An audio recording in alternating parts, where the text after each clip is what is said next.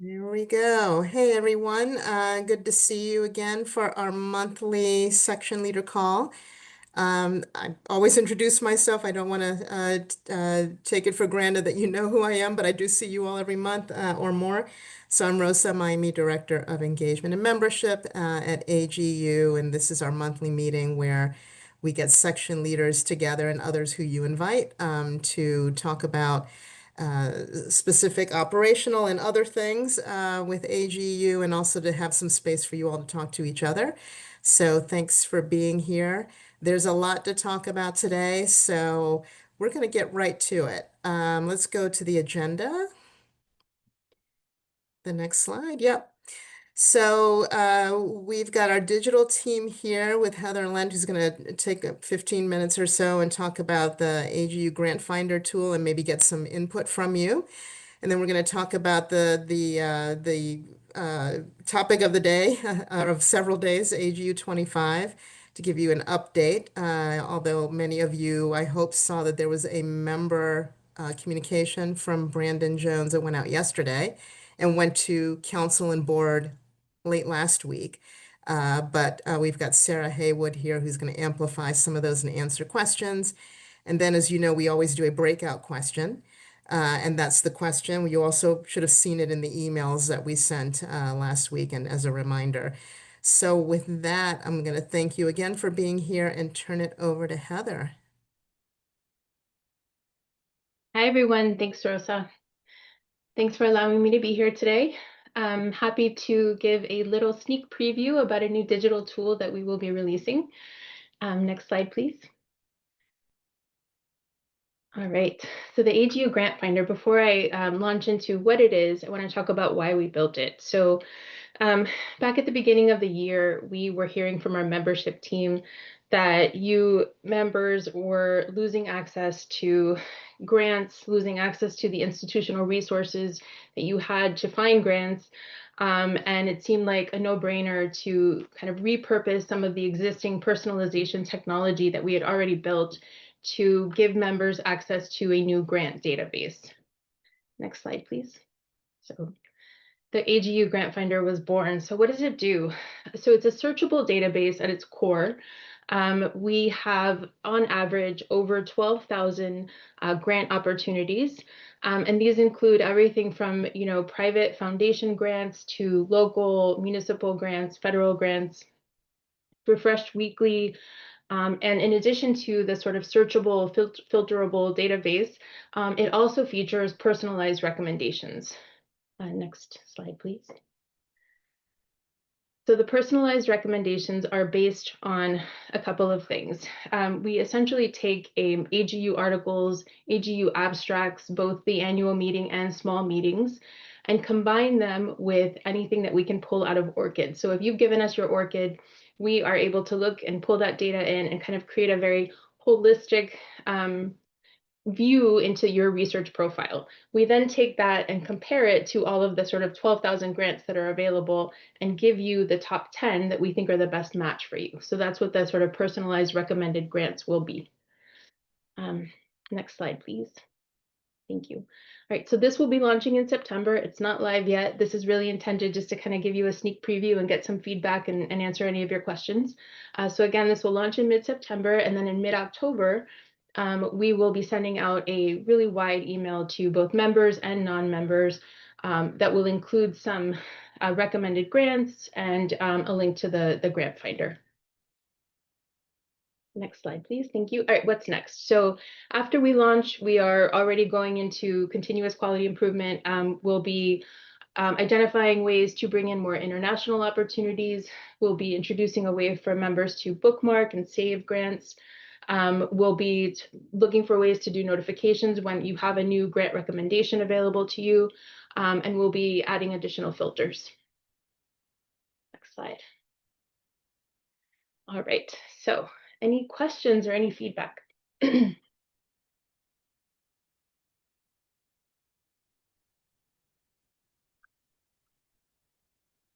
Feel free to raise hands or put things in the chat.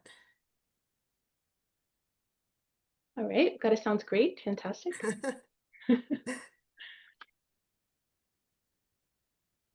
I think this is going to be a really important tool, Heather, for folks in this meeting the moment day and age, right? So really excited for this and that it's coming so soon. And we wanted to make sure that section leaders had an opportunity to ask questions, no surprises, offer feedback. Um, Well, so I will say we're hopefully I'll have the opportunity to come back in October once it's launched and do another demo and really get in there and show you the tool functioning. Um, okay, there's no questions. It is for AGU members only. Yes. Maybe I can ask a quick question. Yes. sure. Um, so can you, sorry if I missed this, but I mean, it sounds really great, and I definitely think it will be appreciated. Um, but so is it possible to also like, besides this personalized matches, can you also like search yourself, like that's not connected to ORCID? Yeah. So yes, absolutely. So at its core, it's a big database of grants. So it's got a search bar and a filter, and so you would put in a term and you'll get results back. In addition to that, we are also making personalized recommendations. Yeah. Okay, great. Well, thanks. Absolutely. So somebody asked, how are we getting grant information? We have partnered with an organization called Thompson's. They had a fantastic, it was a strategic partnership with them, and they had a fantastic nonprofit contract that we were able to negotiate with them. So we got a really great deal on the grants that we're getting, and they're a well-known company, so they do a great job. They have a whole team of people whose job it is to go out and pull in this grant information on a daily basis. Great. Any other questions? Oh, looks like something else popped up here.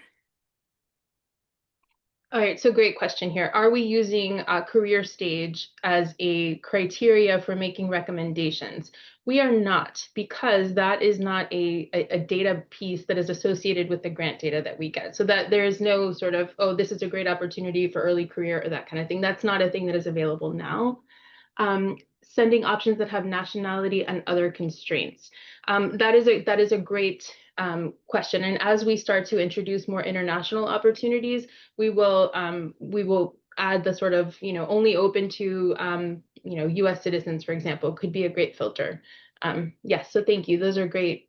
Yes, it does have a keyword search. But thank you, Rachel. Those are both really good questions and something to think about. And yes, if you want to, in fact, you can see if we go back a few slides, you can see what the keyword search looks like. I think we have a picture. Go before that, and one more before that. Yeah, so this is what it looks like. Oh, down one. Yeah, so this is the grant finder. There's a search bar. You put in a key term, and you get results that you can then filter.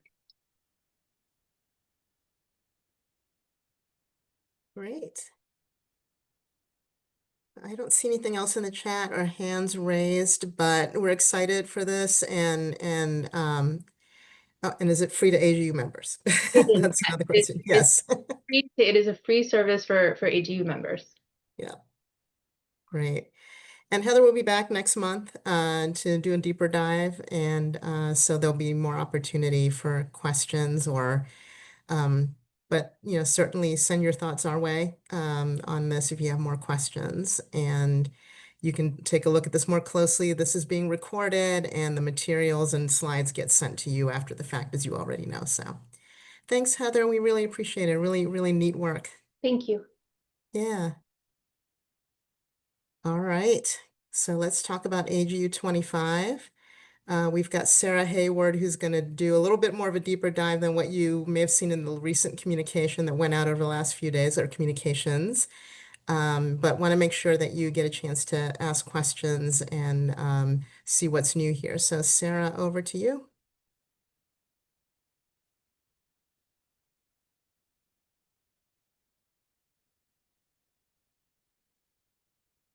And Sarah, I think are you sharing your screen?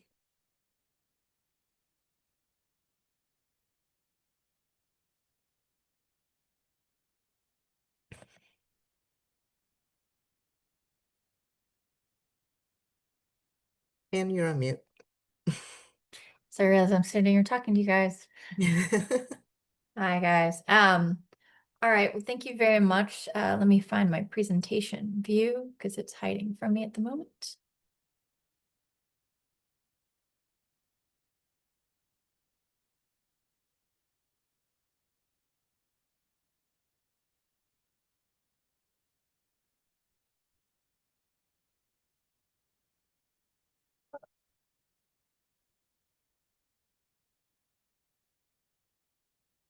Sorry, I'm having some technical difficulties. I apologize.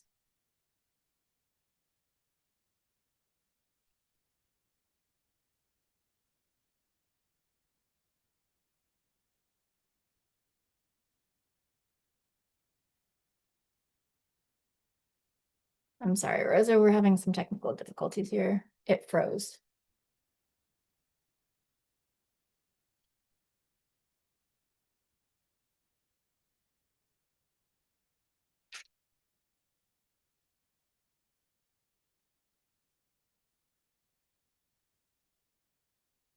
I just realized I'm on mute. Uh, so Sarah, does Josh have a version of it that can be used? Here we go. I think I got it now. Okay. It needed a minute to think.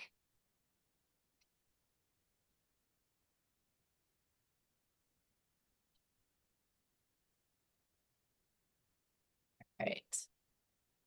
Can you guys see that now? Yes. Okay. All right. Well, thanks everybody. So as you all know, we sent around several different emails last week. So on board and council, as well as the AG 25 program committee and the meetings committee, as well as AGU staff, got a sneak peek of our AGU 25 innovations. And then we sent them out to all members just yesterday.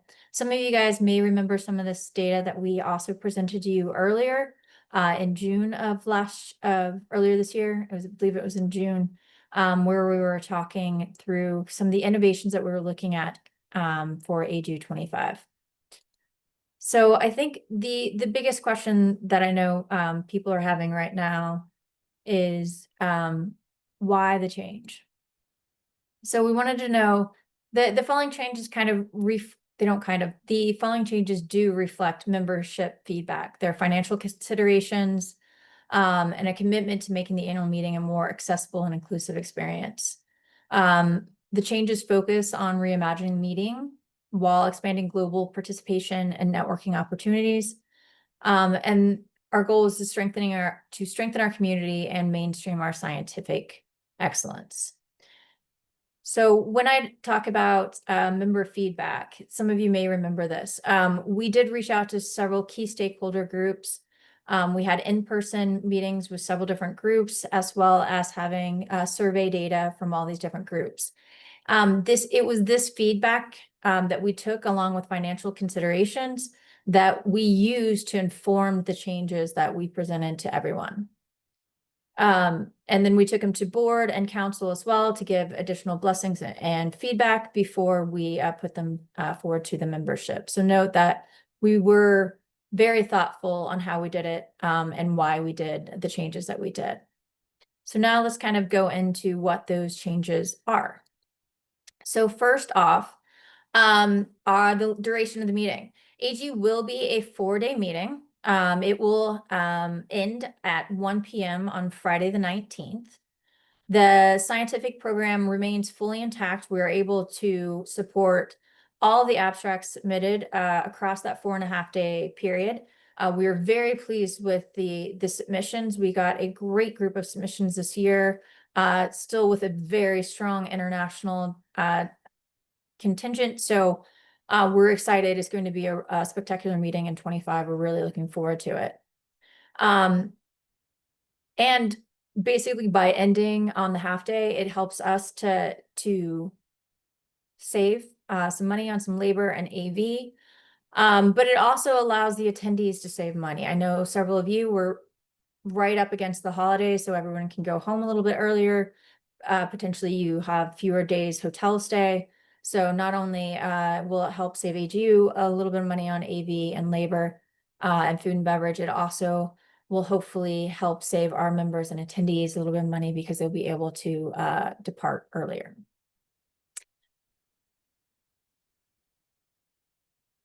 Next change will be our receptions. So we will have a combined reception. AGU will combine all of our receptions into a single Science Connects Us reception on Tuesday evening, December the 16th. This includes the College of Fellows, International, AGQ. All these different sections and groups will have designated areas, which will be easy to spot, well identified within the large space that we have. And by merging these receptions, we're able to secure further savings and deliver a unified, memorable event. Reception attendees can also easily float between sections, as many reported being challenged to get to more than one event. So hopefully this will allow everyone to mix and mingle and see all of their colleagues in their communities within one area on one evening versus have to hop back and forth between different venues.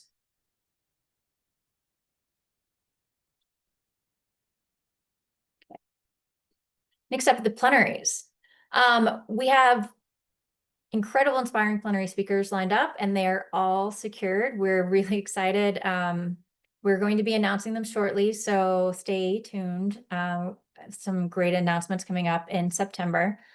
And we know that everyone looks forward to the plenaries every year. They're always a highlight of the conference. But that main stage and the production value that we do within that room is costly. So we have cut it down to 3 versus the 5, but still expect the same level of production and really that impactful, meaningful moments that we've been able to achieve over the years. Brandon has some great ideas on his speech and everything else. So it really will be some moving, memorable moments that are in the plenary this year. But most importantly, it also frees up more time in the attendee schedules for networking, which we have heard loud and clear from our feedback from members that is one of the key things that you all are looking for, is that connection and that networking. So this will free up more time for you guys to be able to take advantage of that. Next up, speaking of networking, so we will have a new dedicated space that is all for connections and networking. We've dubbed it the Connections Hall. And again, in listening, that we've heard that the main area, perspectives through the surveys, is the need for the networking time and space. So this area will feature 3 lounges and 4 pods, which will all be reservable through the Convex system. Some of you may have used it in the past. So the system that you've used to reserve pods will be the system that we will be using to reserve the lounges. Each of the lounges will feature seating for up to 30 plus additional standing room. They have some fun New Orleans themed names. We have Jambalaya, Louis Armstrong, Mardi Gras. And 2 of the lounges can be combined into one large lounge. You can see the 2 up at the top can be combined into one large lounge.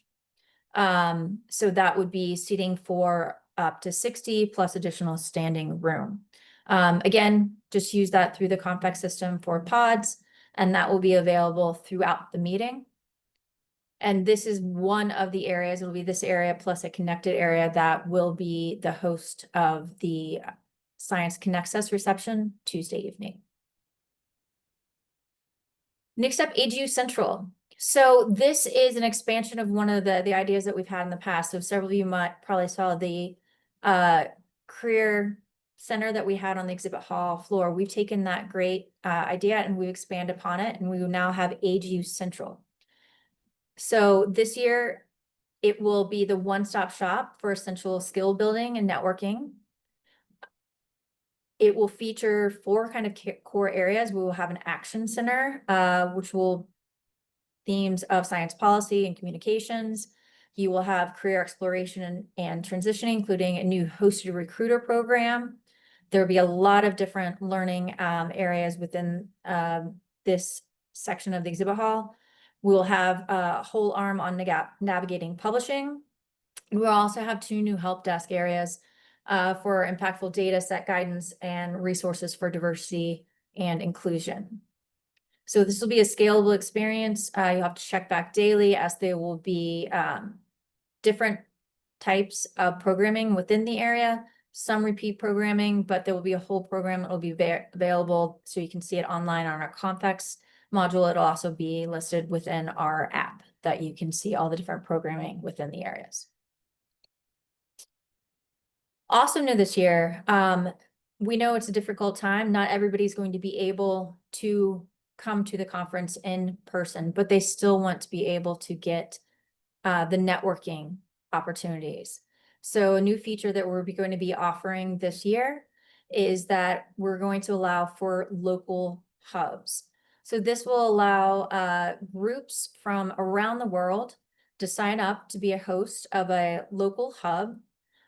This will give them freedom and flexibility to gather anywhere that they like. They can register, have folks over there, and still engage in that face-to-face networking. There's more information. It will be launching. If you go to the website right now, you'll see just mention of it, but the full blown with the PDF that was attached to everything that went out yesterday will be fully live tomorrow morning, the 27th, along with the link that registration will fully open for that module. And I've listed the website there so you can kind of check it out to get additional information. Like I said, that page will be live as of tomorrow morning. Next up, virtual peer roundtables, kind of building off of what Heather Lint was saying. We are really leaning into some of the technologies around there, and we're going to take some of the great knowledge that our digital team has tapped into and utilize it for AGU 25. So anybody that is attending from a virtual standpoint, they will still have the ability to join virtual roundtables, again, leaning in on that networking. They will be a new way to make meaningful connections.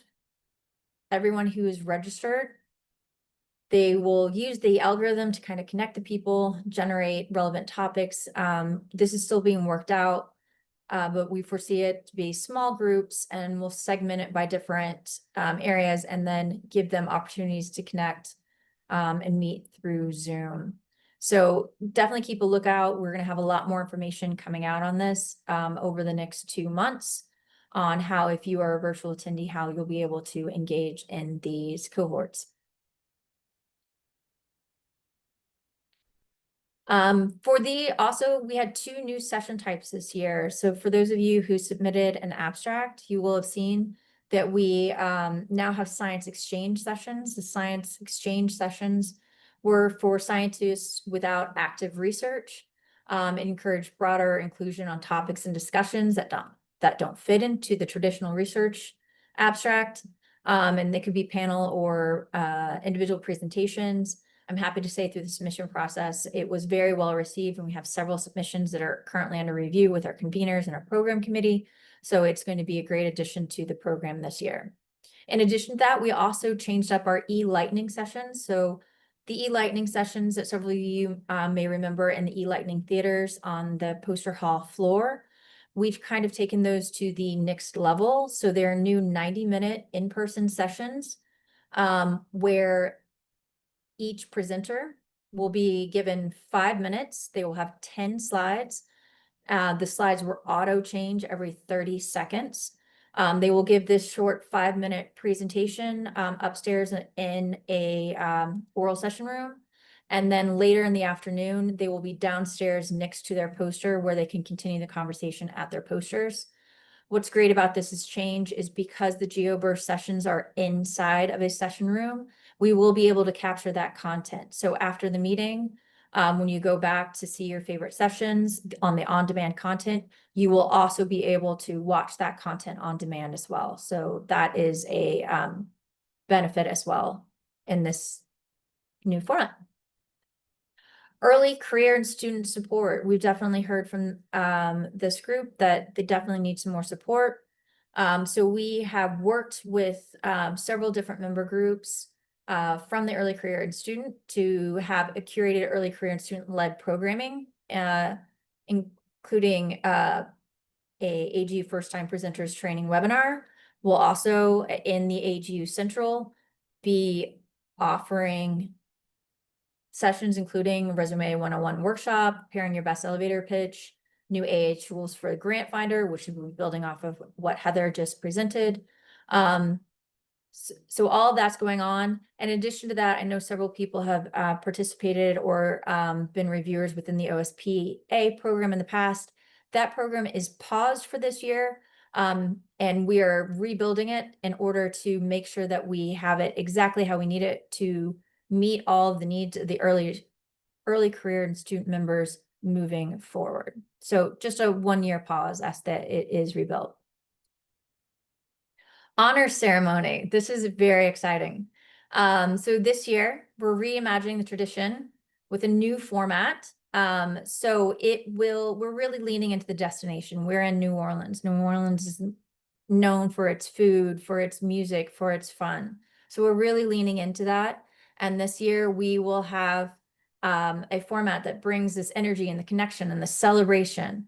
So instead of the traditional sit down banquet that we have in the past, it will be a open venue that promotes mixing and mingling and really celebrating. Everybody's had a really hard year, so we want you all to come together, celebrate one another, celebrate the fact that you came through the year together. And really, we want to make the community feel special. You heard, you're seen, you're there. So come and see it. I'll just say the venue it's kind of open contact with the wraparound balcony like New Orleans. It's got 2 different stages, 3 areas. We're gonna have 2 different bands on 2 different stages, lots of LED lights and stuff. So it's really gonna be a huge can't miss celebration. So if you're able to join us, I say definitely do. And I know Rose has been working with their team. They've got some surprises up their sleeves too. So if you're ready for some fun surprises that night too. In addition to that, we're also going to have a new VIP lounge. So in the past, we've had segmented smaller areas for different groups. We're rolling them all into one area and just one larger room. So it'll be a combined VIP lounge for our donors, our editors-in-chief, and our program committee. It will feature a quiet zone for be done and then a slightly larger space for socializing.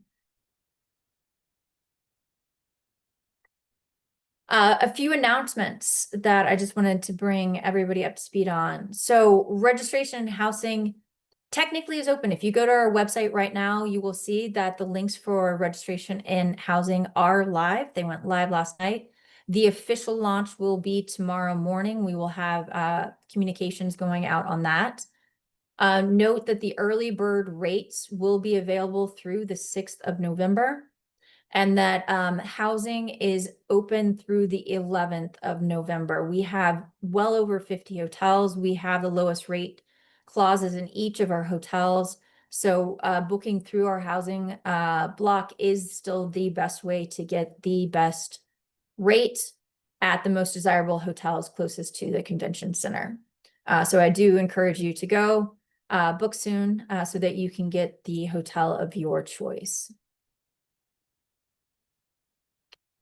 And then what about the cost? I know this has been top of mind for several different people. So we recognize that the registration rates have minimally increased by 5%.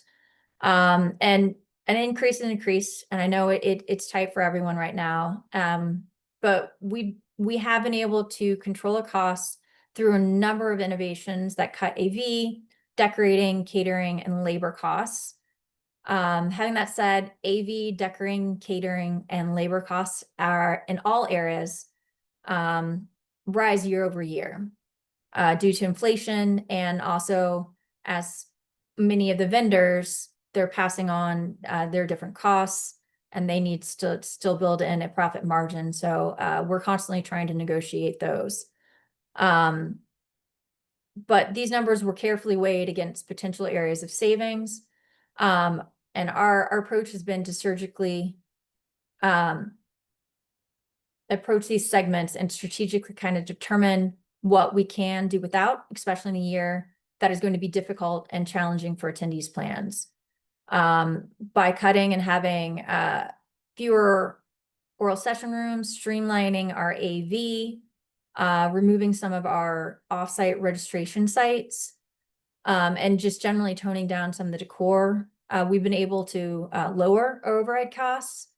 That includes like some of the innovations that I discussed earlier with the 3 versus 5 plenaries, and the combining of the reception. So with all of that, that's how we were able to hold down our expenses and only do the 5% raise, but we do acknowledge it. It is a slight increase. So just wanted to be fully transparent on that. So these are the rates that we have available to members.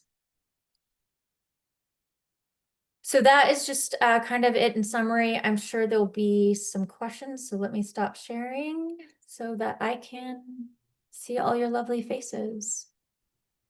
And thanks, Sarah. There are a few questions. I'm just going to pull out a few, but you can take a look as well. And if we run out of time, we may need to have typing in the chat so we can get to another certainly. topic. But one question here is about abstracts and comparative to last few years. How did we do?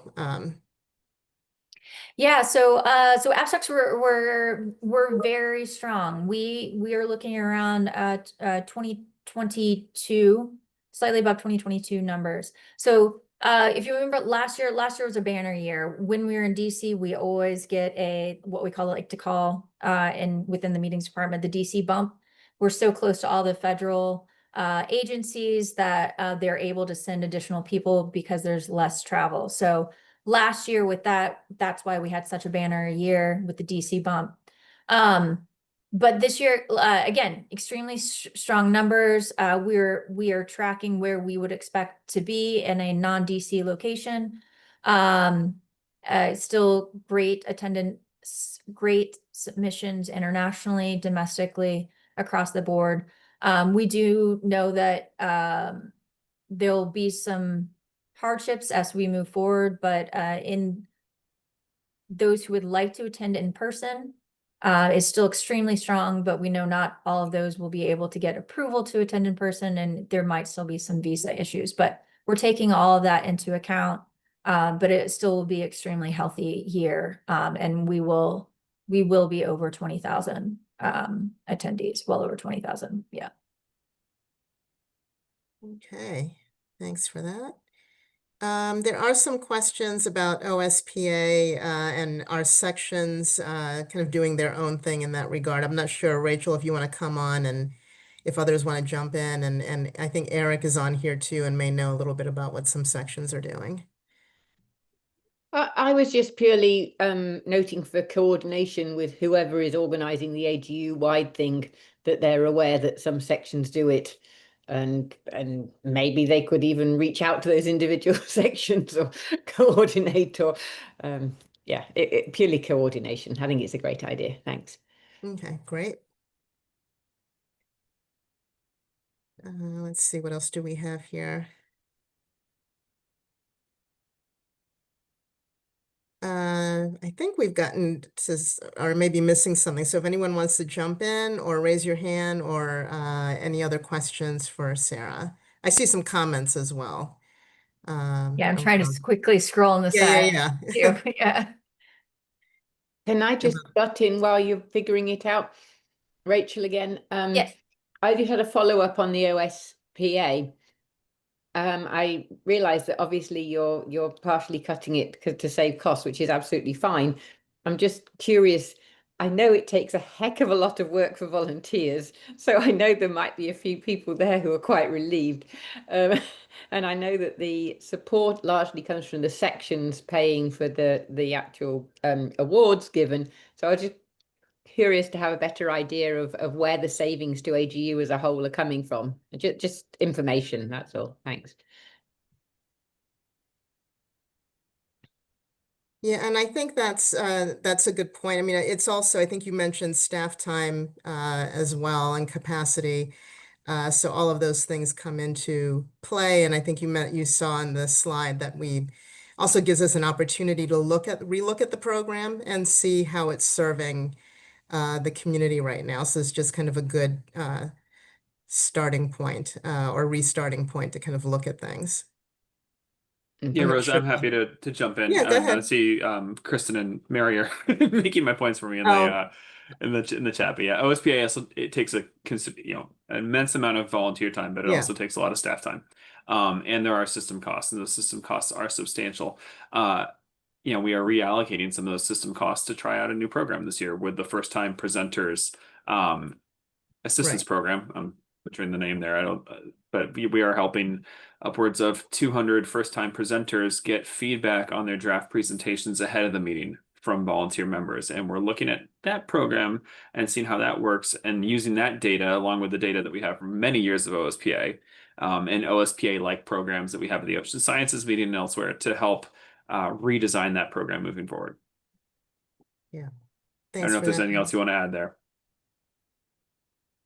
No, I think that's great. And thanks, Mary and Kristen, for your input there too. So, but yeah, go ahead, Suzanne.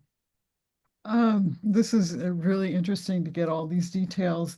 I still am confused about the local hubs, how those are actually going to work. Is that it requires a registration of some sort, and it's what would be accessible from that virtual interaction? Would it be going to sessions, sitting in the, basically sitting in the room, so to speak, attending plenaries?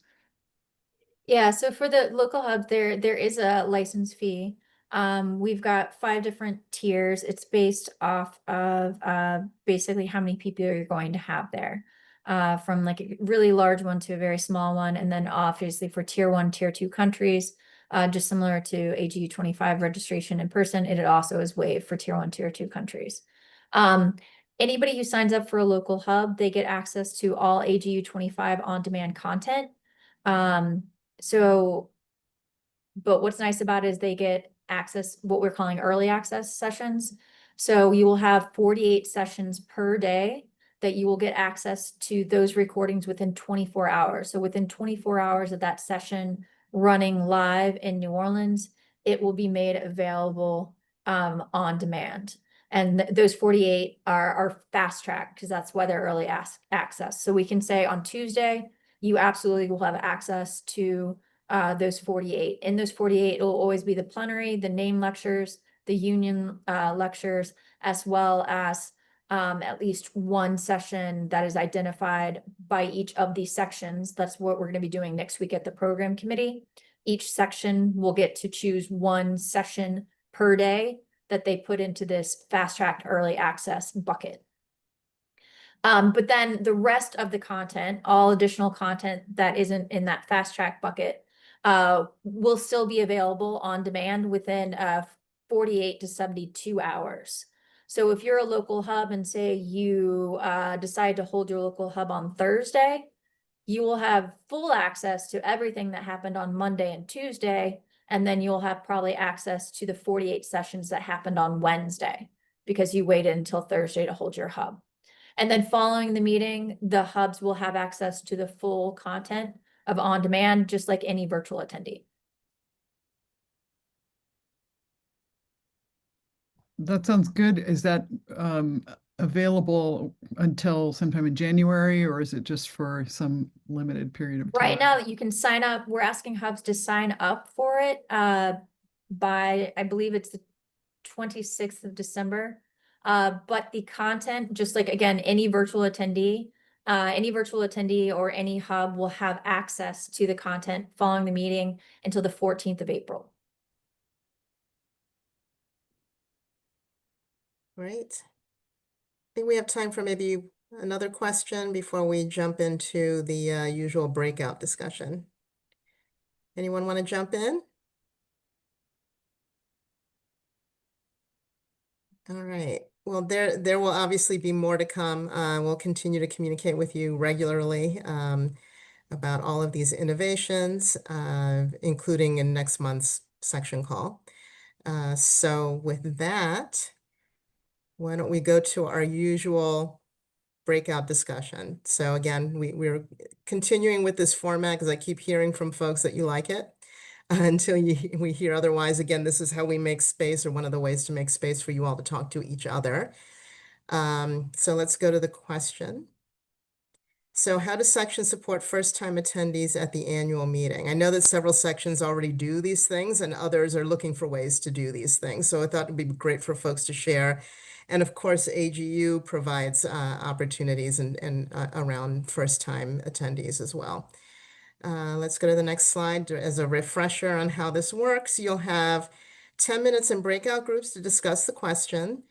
Don't forget to pick someone from your group to follow up and report out, because we'll ask you to do that. And again, we'll give you 5 minutes to report out and have further discussion as the larger group. Anything else here on the slides?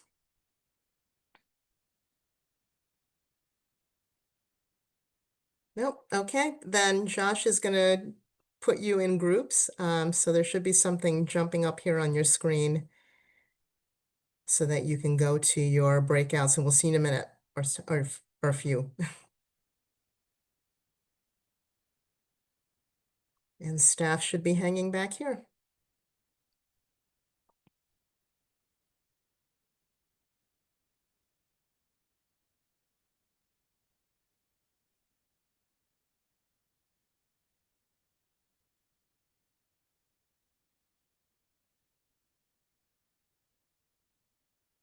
I think I see still see a few. Hi, Nicholas. Did you receive any prompt to join your group?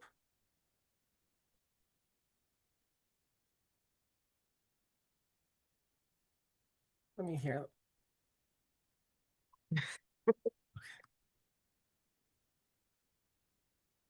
And anyone else? I believe that's it. Okay.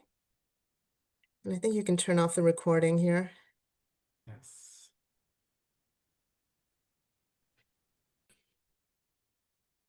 All right. Well, welcome back, everyone. Thanks for the discussion. And so we're going to ask each of the groups, and I've forgotten, Josh, how many were there? 3 or 4 groups? We had 3 today. Yeah, okay. So why don't we take down the slide so we can see each other? And among the 3, who wants to go first? Who's reporting out? We don't have to go in order.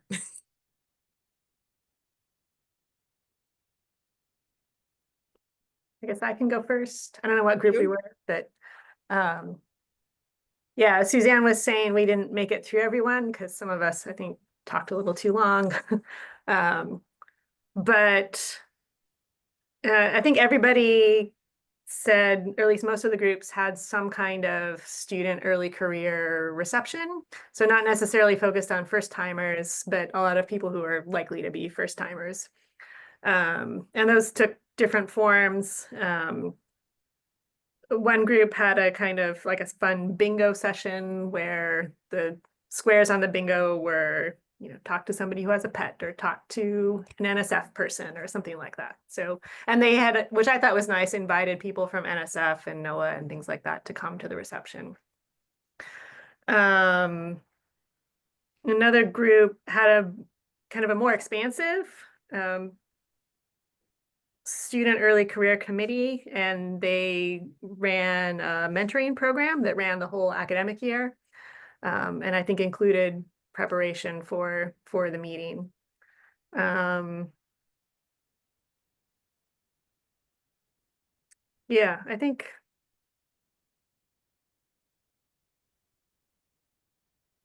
that's, I mean, those are kind of the main broad strokes, but if anyone else wants to add anything, I certainly left out some details. So Anyone want to jump in from that group? All right, we've got about 5 minutes left for the other 2. So who wants to report out next? But we didn't say who was going to report out, but I guess I'll jump in.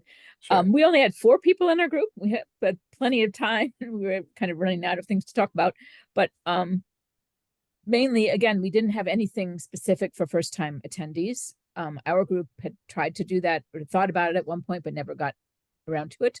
But mostly we talked about what we do for student and early careers, which are, as I said, a lot of luncheons and meetings, mixer events. The bingo one sounds, we had similar one at our luncheon. And I guess some people liked what we did with our group was also our students organized a how to make a poster and talk kind of thing, bringing in all the OSPA winners, which they all thought was pretty good. And then, someone had navigating careers, so getting tips from people who've been different careers, some who've moved from the US to Europe. And dialogues. Oh, that was an interesting one. It was like everybody could attend, but they had a special dialogue every day. They met at in the meeting for people could learn about the section and talk to the leaders of the section, and potentially getting some volunteers that way. And then I'll let somebody else go because I don't want to use up the whole 5 minutes. All right, thanks for that.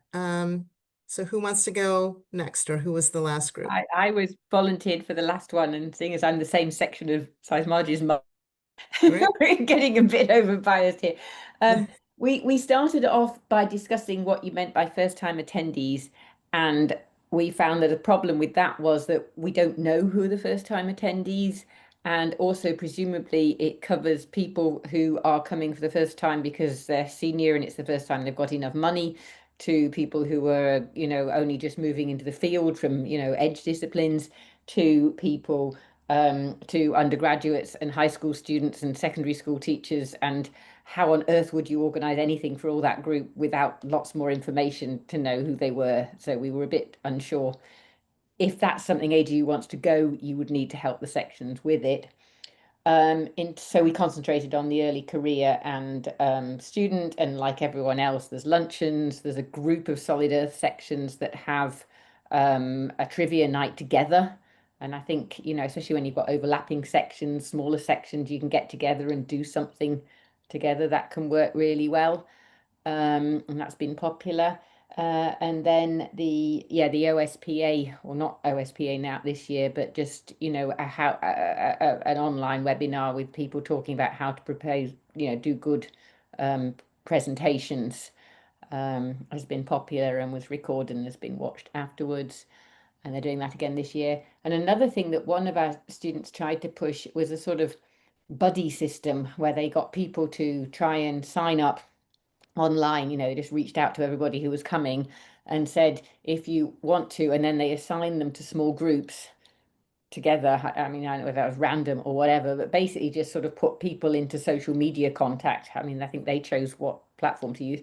So that they could basically just sort of talk to one another, share insights, navigate, be friendly faces in the crowd. If you don't know anybody there, at least you could seek out someone in your little buddy group. And I think they worked. Some failed completely and others were more successful. So I think they're going to try that again. Great. Anyone else want to jump in? I know we've only got a minute left, and actually we have one slide we want to show at the end too, but does anyone else want to jump in before we do that? And also just a quick, is this format, I don't want it to get old, but is this format kind of helpful for us to give you a question and then have you discuss it? I mean, the question usually comes from someone among this group. Yeah, I see a few. Yeah, okay. So we'll kind of keep doing that. And then we have a quick slide that Josh is going to show. I would just say, when you get the recording, kind of look at the slide. One section wanted to showcase Science and Society, their next dialogue in their series, Navigating Science Careers. So I would have you kind of take a look at this when you get the recording, and there's a few links here in case there's some something of interest. And I know we have like barely any time left. I wanted to see if Amber wanted to say a few words to close us out.